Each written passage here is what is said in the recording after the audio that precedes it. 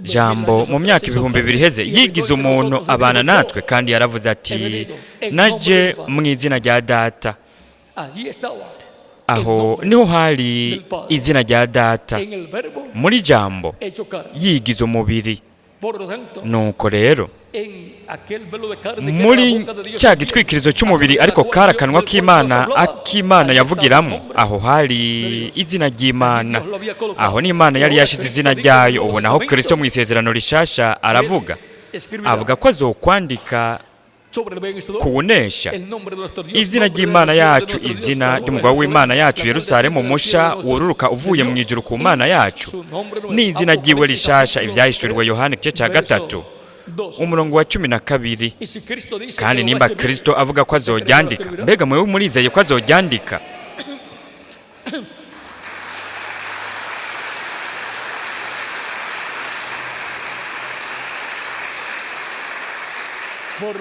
Nuko rero nk'uko Imana yashize izina ryayo mu mumarayika wayo, mumarayika w'Uhoraho, kandi igihe mumarayika w'Uhoraho yigira umubiri, aho hari izina ry'Imana kandi yaravuze ati naje mu izina rya data. Benshi mu bavugishwa n'Imana baravuze ko bari baje mu izina ry'Imana, ariko muri bo ntibari banditse mu izina ry'Imana, ariko ryari ko riragaragara kuko muri bo barimo marayika w'isezerano ari we yari afite izina ry'Imana. Ariko mu nyuma igihe marayika w'isezerano yigira umubiri, aho hari izina ry'Imana.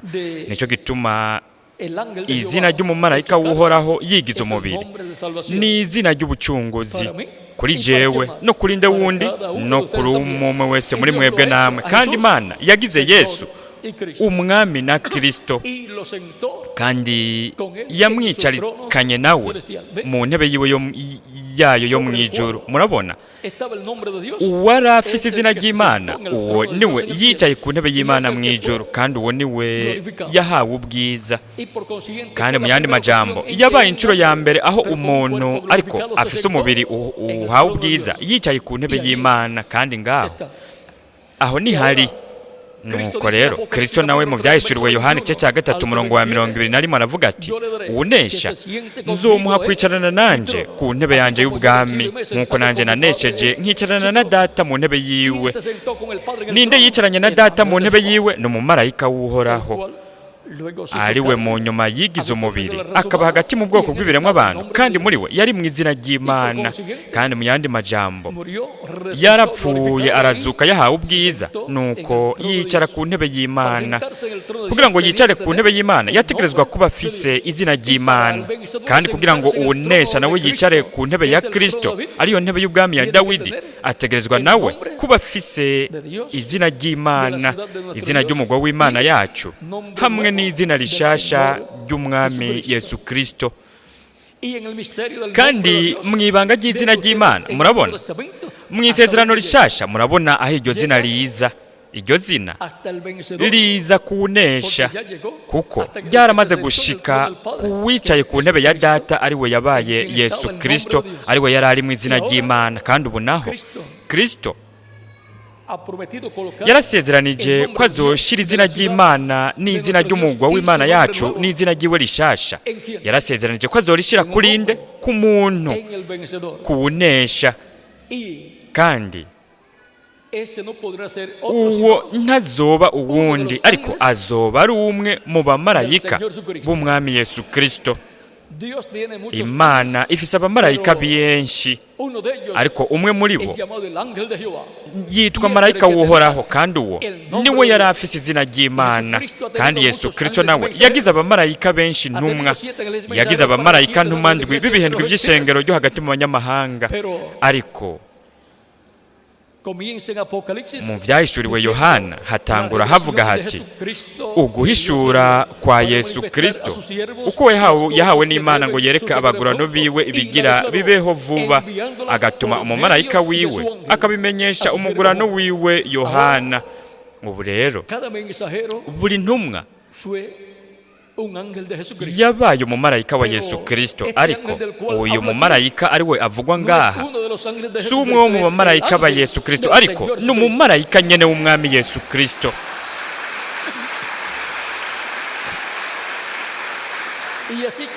kandi nk'uko Kristo marayika w'isezerano yari afite izina ry'Imana akiri no mu mubiri wiwe wa kimarayika, kandi yarakoze ubukozi mu isezerano rya kera, ariko buri gihe ariko arakoresha abantu abavugishwa n'Imana. ubu naho umumarayika w'uhoraho ategerezwa ku iherezo kuza ari mu mubiri w'umuntu, kandi yaraje mu mubiri w'umuntu. aho niho hari izina ry'Imana, kandi yavuga ati naje mu izina rya Data. kandi umumarayika wa Yesu Kristo mu gihe cy'iherezo,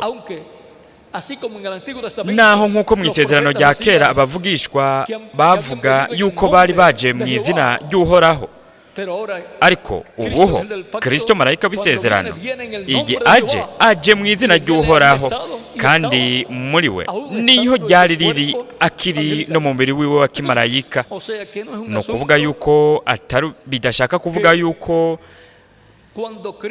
igihe Kristo yavuka aho ariho Imana yahejeje ngo ikandika izina ryayo muri Kristo. oya, iryo zina ryari muri Kristo akiri no mu mubiri we wa kimarayika. kandi ubu naho Kristo ariko arasezeranya ko azokwandika izina ryiwe rishasha, ko azokwandika izina ry'Imana yacu n'izina ry'umugabo w'Imana yacu n'izina rya Yerusalemu musha uruka uvuye ku Mana n'izina ryiwe rishasha. si ukuvuga yuko igihe uwo mumarayika azoba agaragariye mu mubiri ari hazoryandika. Kristo yaramaze kwandika izina ryiwe rishasha n'izina rihoraho ry'Imana mu mumarayika wiwe, mu mumarayika wa Yesu Kristo, imbere y'uko uwo mumarayika anaseruka kuri uyu mubumbe w'isi.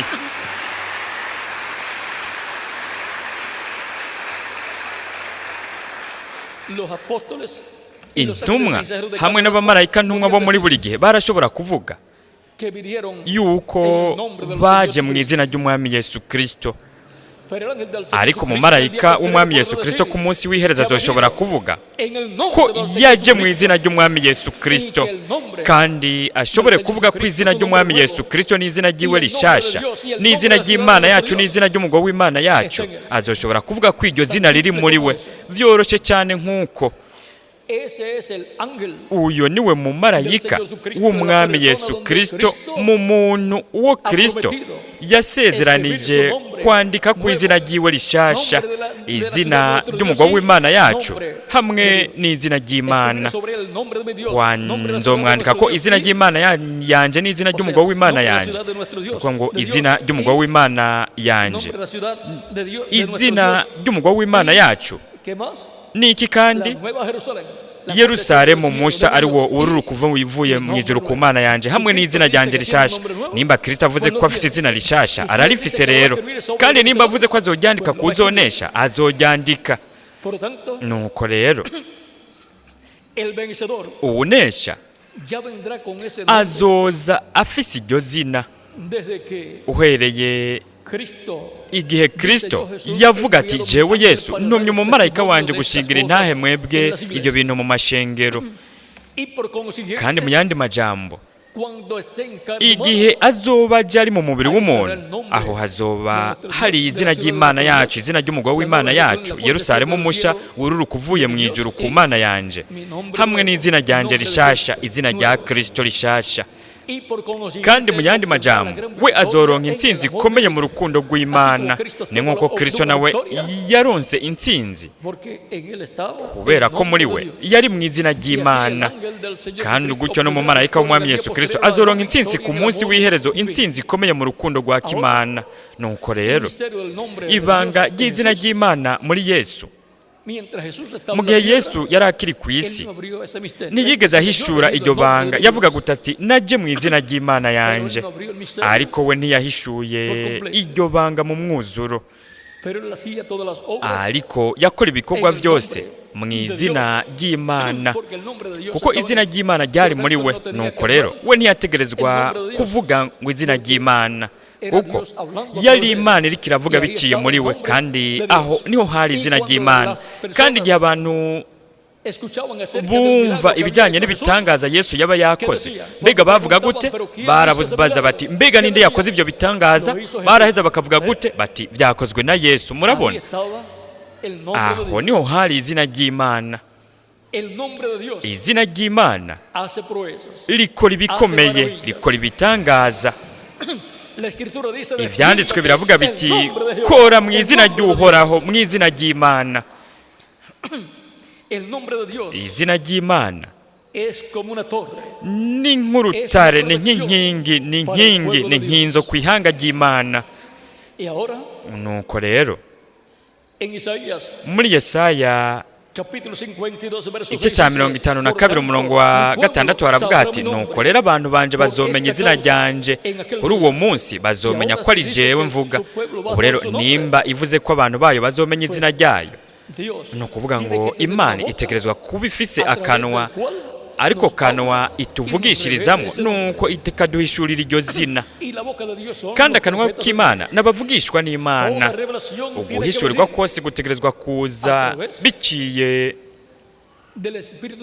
muri mpwemu w'Imana, biciye mu muvugishwa n'Imana, kuko Uhoraho Umwami nta na kimwe azokwigera akora atabanje kwibira akabanga kiwe abasavyi biwe, abo avugisha. Iryo jambo rivugwa n'abavugishwa rivuye ku Mana, ni ijambo ry'Imana, ni ijwi ry'Imana ku ihanga ry'Imana no ku biremwa abantu bose.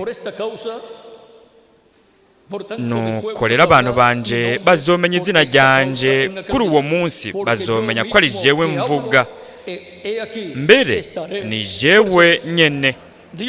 Imana ariyivuga biciye mu mumarayika wayo, mu mumarayika w'Uhoraho, izoba ihibereye. Nuko rero izoba ifise igitwikirizo cy'umubiri kugira ngo ibe ihari, nuko ivuge biciye muri ico gitwikirizo cy'umubiri, ariko kanwa k'Imana kugira ngo iheze ivugisha abantu, nuko ihishure ibanga ry'izina ry'Imana. Kuko uguhishurirwa kose gutegerezwa kuza biciye mu muvugishwa n'Imana. Ku rupapuro rw'301 n'302 mu gitabo cy'ibimatanije mu Kiespanyol, Reverend William Branham aravuga yuko umumarayika yahishuriye Yohana igitabo cy'ivyahishuriwe Yohana yari mwemu y'umuvugishwa, yari umuvugishwa n'Imana. No mu gitabo cy'ibihe mu Kiespanyol kidahinduwe, urupapuro rwa 15 haravuga ko yari mwemu y'umuvugishwa n'Imana. Haravuga hati ashobora kuba yari Eliya cyangwa umwe wo mu bandi bavugishwa. Nuko rero haranatubwira kandi yuko uguhishurirwa kose gutegerezwa kuza kuzanywe n'umuvugishwa n'Imana. Ubwo nibwo rutonde rw'Imana. Ubu rero uguhishurirwa kw'izina ry'Imana byasezeranijwe ko rizohishurirwa ihanga ry'Imana. Ivyo bitegerezwa kuza biciye mu muvugishwa n'Imana. Kandi mbega hazobaho ubundi muvugishwa ku isi inyuma y'abavugishwa bo mu isezerano rya kera n'inyuma y'abamuvugishwa bo Kristo yarungitse ku ishengero ryiwe n'abamarayika ntumwa? Ego cyane. Ku iherezo ry'ikiringo cy'ubuntu, ku iherezo ry'ikiringo cy'ivyagezwe, igihe Imana yari yarungitse abavugishwa, mu nyuma ikarungikwa Yohana, mu nyuma haserutse Yesu ukomeye cyane mu bandi bavugishwa, umumarayika w'Uhoraho. Niwe yari ari mu izina ry'Imana. Kandi mu nyuma ya Kristo mu isezerano rishasha, amaze kurungika abigishwa n'abamarayika ntumwa biwe, aribo zabaye intumwa ngirakamaro cyane mu ntambuko zitandukanye z'ishengero, zarenganye z'ishengero. Mu nyuma ku munsi w'iherezo azotuma umumarayika ntumwa wiwe, ku munsi w'iherezo azotuma umumarayika ntumwa wiwe ari mu mubiri w'umuntu, kandi uwo azoba ari we intumwa ikomeye cyane iyo Kristo azoba arungitse ku ishengero ryiwe. Nuko rero nk'uko umumarayika w'Uhoraho ari we yarakomeye cyane mu bamarayika w'Uhoraho, n'umumarayika w'Umwami Yesu Kristo niwe mumarayika akomeye cyane mu bandi bamarayika b'Umwami Yesu Kristo. Nicyo gituma nk'uko Imana iriko iravuga ku mumarayika wayo, umumarayika w'Uhoraho yavuga iti umumarayika wanje, uko niko na Kristo ku mumarayika wiwe ntumwa avuga ati umumarayika wanje, ati jewe Yesu ntumye umumarayika wanje gushinga intahe y'ibi bintu mu mashengero. Uyo mumarayika ntiyiyeretse Yohana intumwa gusa kugira ngo amuhe guhishurirwa kw'ivyahishuwe, ariko yariyeretse n'izindi ntumwa z'Imana nazo. Yariyeretse Petero, ariyereka Pawulo n'abandi bantu b'Imana nabo. uyo mumarayika yagumye ari hagati mu ishengero ry'umwami Yesu Kristo igihe cyose, nk'uko n'umumarayika w'uhoraho yagumye ari mu bwoko bw'abaheburayo igihe cyose. Yari ahari mu gihe cya Adamu kugeza igihe yigira umubiri, nuko aba hagati mu bwoko bw'abaheburayo ariko ababa mu mubiri w'umuntu, kandi aho hari izina ry'Imana. Ariko ntibashoboye gusobanukirwa ibanga ry'izina ry'Imana ryari muri Yesu. Uko niko bizogenda no ku mumarayika w'umwami Yesu Kristo. Ntibazoshobora gutahura iryo banga ry'izina ry'Imana, izina ry'umugwa w'Imana yacu, Yerusalemu musha, ari wo ururuka uvuye mu ijuru ku Mana yacu, hamwe n'ibanga ry'izina ryanje risha, niko Kristo avuga mu Vyahishuriwe 3:12. Ariko twese tuzotahura ko ngaho hazoba hari izina ry'Imana yacu, izina ry'umugwa w'Imana yacu Yerusalemu musha, hamwe n'izina risha ry'umwami Yesu Kristo. Muri uko kugaragara kwa Kristo agaragariye mu mumarayika wiwe, Kristo azoshitsa umugambi wiwe uhwanye n'iki gihe cy'iherezo. Kandi Kristo azogaragaza izina ry'Imana yacu, izina ry'umugwa w'Imana yacu n'izina ry'iwe rishasha, aragarigaragaze biciye mu mumarayika ntumwa wiwe. Kandi mu yandi majambo, igikorwa cyose kizoba kiriko kirakogwa na mpwemu yera biciye mu umumarayika w'umwami Yesu Kristo, kizoba ari igikorwa cy'Imana biciye muri Kristo marayika w'isezerano, muri mpwemu yera biciye mu gitwikirizo cy'umubiri, umwe mu bagize ishengero ry'umwami Yesu Kristo. Nuko rero ntikizoba ari igikorwa cy'umuntu, ariko kizoba ari igikorwa cy'Imana biciye muri Kristo marayika w'isezerano, biciye muri mpwemu yera biciye mu gitwikirizo cy'umubiri. Kandi mu yandi majambo, rizoba ari ijwi ry'Imana ririko riratuvugisha bundi bushasha, rizoba ari ijwi ry'Imana, ijwi rya Kristo, ariko araduhishurira ibi bintu byose bitegerezwa kuba vuba. Aha niho twoshobora kugarukiriza gushitsa ku bijanye n'ibanga ry'izina ry'Imana. Ntitwoshobora kubandanya ngo dushike kure, kuko ryoba rihishuwe cyane mu buryo bwuzuye kandi ntibikwiye. Ariko kugeza ubu ndizeye yuko twebwe bidukwiye kugira ngo tumenye ko uwo Yesu Kristo azoba yanditse ko izina ry'Imana yacu n'izina ry'umugwa w'Imana yacu n'izina rishasha, uwo ni umumarayika wiwe, umumarayika w'umwami Yesu Kristo. Aho niho hazoba hari ibanga ry'izina ry'Imana, izina ry'umugwa w'Imana yacu hamwe n'izina rishasha ry'umukundo wacu umwami Yesu Kristo. Kristo igihe yaduga mu ijuru yaronse izina rishasha, niko Revera William Branham avuga mu gitabo cy'Ibimatanije, urupapuro rw'131 mu Kiespanyol. Kandi iryo zina niryo rifitaniye isano n'umugambi wose uw'Imana izoba iriko irakorera muri kino gihe cy'iherezo. Rifitaniye isano no kwizera ko kuzamurwa, ukwizera ko guhindurwa no kuzamurwa, kandi rifitaniye isano n'ivyo Kristo akorera hagati mu ishengero ryiwe muri kino gihe cy'iherezo. Iryo zina igihe cyose ryagumye riri hagati mu ishengero, mu mumarayika w'umwami Yesu Kristo, ariko muri kino gihe cy'iherezo niho rizoba rigaragaye, kandi rizoba rihishuriwe ishengero ry'umwami Yesu Kristo. Mu guhishurwa kwa Kristo biciye mu mumarayika ntumwa wiwe ku munsi w'iherezo, umumarayika ntumwa wa Yesu Kristo ari mu mubiri w'umuntu, aho hazoba hari ibanga ryose ry'izina ry'Imana, izina ry'umugwa w'Imana yacu hamwe n'izina rishasha ry'umwami Yesu Kristo. Mbega murabona vyose ingene biciye bugufi, vyoroshe, biroroshe cyane kugeza aho n'abana bashobora kubitahura, ariko ni kimwe mu binyegezwa bikomeye cyane vy'Imana. Izina Yesu ni izina muntu ry'Imana ry'ubucunguzi. Ni ukuvuga ngo ni izina Imana yahaye ibiremwa abantu kugira ngo baronke ugucungurwa, baronke n'ubugingo budashira. Ubu naho izina ry'Imana iryo Kristo azokwandika kunesha n'izina ry'umugwa w'Imana yacu n'izina ry'iwe rishasha. Iryo zina rifitaniye isano n'umugambi wose w'Imana wo gucungurwa k'umubiri. ariko kuzoba ukuzuka kw'abapfiriye muri Kristo hamwe no guhindurwa kwa twebwe abariho turi bazima.